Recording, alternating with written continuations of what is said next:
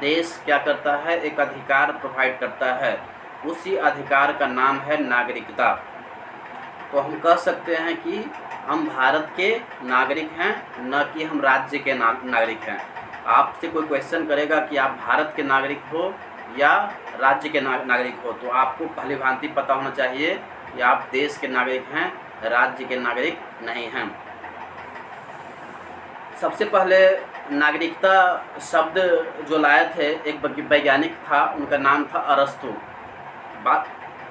ये क्वेश्चन भी पूछ सकता है आपको कि नागरिकता पर सबसे पहले विवरण किसने दिया था, तो आपको पता होना चाहिए कि नागरिकता पर सबसे पहले विवरण अरस्तु साहब ने दिए थे। और भारत की जो नागरिकता है 1955 के अधिनियम पर आधारित है। आपको पता होना चाहिए कि भारत का जो नागरिकता है वो 1955 के अधिनियम पर आधारित है। नागरिकता में एक संशोधन हो चुका है, 2019 में संशोधन हुआ है, 1986 का संशोधन है। सबसे पहला संशोधन हुआ था 1986 में नागरिकता में।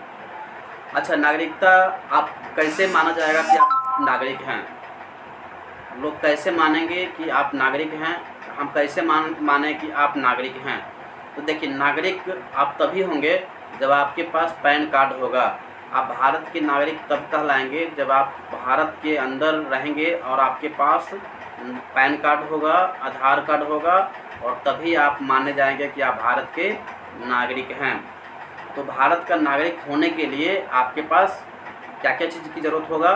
तो भारत के नागरिक होने के लिए आपको पैन कार्ड की आवश्यकता होगा, आधार कार्ड की आवश्यकता होगा। अगर आप पैन कार्ड नहीं है, आधार कार्ड नहीं है, तो आप भारत के नागरिक नहीं कहे जा सकेंगे, क्योंकि भारत के नागरिक होने के लिए आपको पैन कार्ड और आधार कार्ड होना बहुत ज़रूरी है। तो ये नागरिकता के बारे में हम लोग समझ पाएँ कि नागरिकता होती कहाँ है, क्या है नागरिकता, सबसे पहले किसने दिया, किस पर आधारित है नागरिकता, कितने अनुच्छेद में आता है, कितने भाग में आता है, ये हम देख चुके हैं। तो भाग 2 में आता है नागरिकता, 5 से 11 में आया, हम लोग देख चुके हैं ये सब। अब जो इसके अंदर सेक्शन है 5 से 11 जो सेक्शन है, उन सभी सेक्शन के बारे में हम लोग जानते हैं कि 5 से 11 जो सेक्शन है वो क्या कहता है। अब हम भारत देश के नागरिक हो चुके हैं, क्योंकि हमारे पास पैन कार्ड आ गया और आधार कार्ड है, तो हम भारत के नागरिक हो गए। अब भारत के नागरिक होने, जब भारत आज़ाद हुआ तो आज़ादी के समय, अब भारत के जब संविधान बना, तो संविधान बनने से पहले और संविधान बनने के बाद कुछ इसमें अमेंडमेंट आया। उस अमेंडमेंट इसी सेक्शन में 5 से 11 के अंदर में दर्शाया गया होता है। तो उसी 5 से 11 के बीच जो सेक्शन है उसमें जो दर्शाया गया है उसी के बारे में हम लोग पढ़ते हैं। इसमें 5 से 11 में उसी नागरिकता के बारे में हम लोग पढ़ते हैं। तो अनुच्छेद 5 में कहता है कि जब प्रारंभ हुआ, तो संविधान प्रारंभ में जब दी गई जो नागरिकता है, वो नागरिकता इट मीन्स कह सकते हैं आप कि जब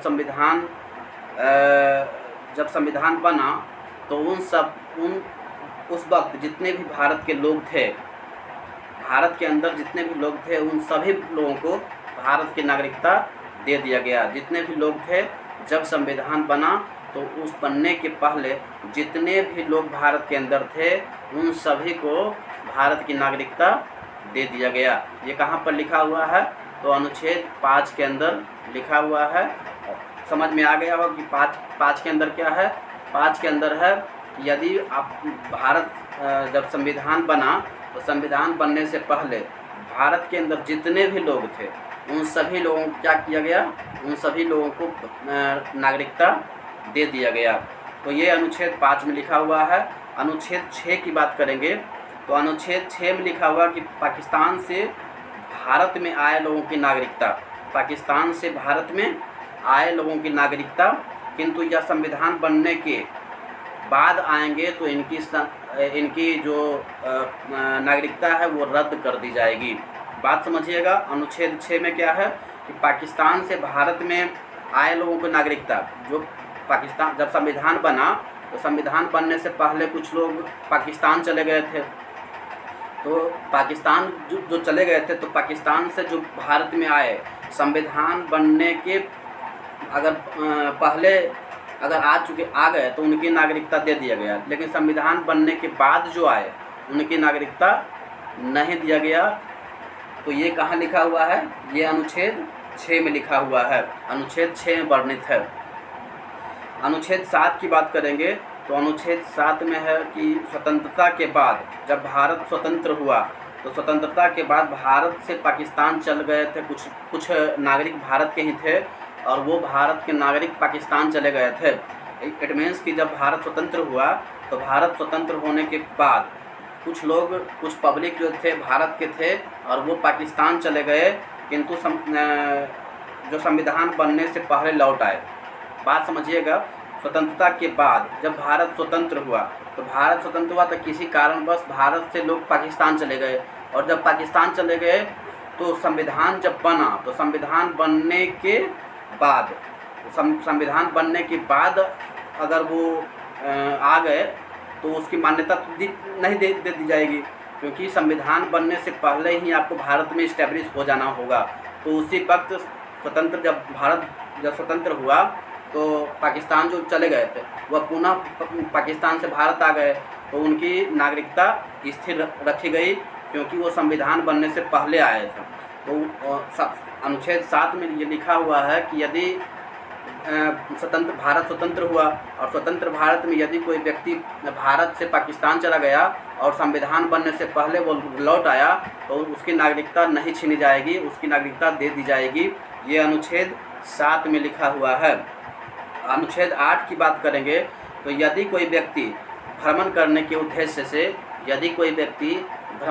के उद्देश्य से, घूमने के उद्देश्य से या नौकरी करने के उद्देश्य से अगर कोई दूसरा देश चला जाता है, अगर कोई व्यक्ति भ्रमण करने के उद्देश्य से या फिर नौकरी करने के उद्देश्य से अगर कोई देश से व्यक्ति बाहर जाता है, तो उसकी नागरिकता समाप्त नहीं होगी। याद रखिएगा, भारत की नागरिकता समाप्त नहीं होगी।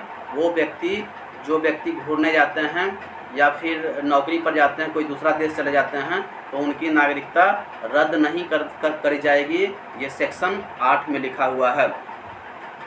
सेक्शन 9 की बात करेंगे तो विदेशी नागरिकता लेने के बाद सेक्शन 9 में लिखा हुआ कि यदि आप किसी दूसरे देश की नागरिकता ले लेते हैं जब आप दूसरे देश की नागरिकता ले लेते हैं तो आप भारत की नागरिकता से वंचित हो जाएंगे। ये सेक्शन 9 में लिखा हुआ कि अगर विदेशी नागरिकता आप लेते हैं तो भारत की नागरिकता को स्वीकृति नहीं देता है वो, क्योंकि वो भारत दूसरे देश की नागरिकता ले चुका है। तो विदेशी नागरिकता लेने पर भारत की नागरिकता रद्द कर दी जाएगी। ये अनुच्छेद 9 में लिखा हुआ है।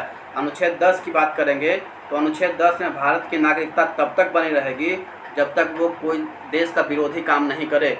अगर कोई व्यक्ति देश विरोधी काम करता है तो उसकी नागरिकता रद्द कर दी जाएगी। ये कहाँ पर लिखा हुआ है? अनुच्छेद 10 में लिखा हुआ है। याद रखिएगा, अगर देश के अंदर रह के देश के साथ गद्दारी कीजिएगा तो आपकी नागरिकता छीन ली जाएगी। यानी कि कहने का मतलब ये हुआ, यदि आप भारत के अंदर हैं और भारत के अंदर रहने के बाद भारत के भूमि के साथ या किसी के साथ खिलवाड़ करेंगे, देशद्रोही वाले काम करेंगे, तो आपकी नागरिकता रद्द कर दी जाएगी। ये सेक्शन 10 में लिखा हुआ है। अनुच्छेद 11 की बात करेंगे तो नागरिकता संबंधी कानून संसद बना सकती है। नागरिकता संबंधी कानून जो है वो संसद बना सकती है। यह जिम्मेदारी किसके पास होती है? गृह मंत्रालय के पास ये जिम्मेदारी होती है। नागरिकता संबंधी कानून जो बनाती है वो संसद बनाती है। इसकी जिम्मेदारी गृह मंत्रालय के पास होती हैं। और ये कहाँ लिखा हुआ है? अनुच्छेद 11 में लिखा हुआ है। तो नागरिकता हम जान पाए, भाग कहाँ पर है ये हम जान पाए, सेक्शन क्या है हम ये जान लिए, नागरिकता होती क्या है हम ये जान लिए, नागरिकता होने का प्रमाण क्या है हम ये जान लिए, किस अधिनियम पर है नागरिकता हम लोग ये पढ़ लिए। अनुच्छेद 5 से 11 है, हम बारी से 5 से लेकर 11 तक हम लोग पूरी तरह से कंफर्म कर लिए।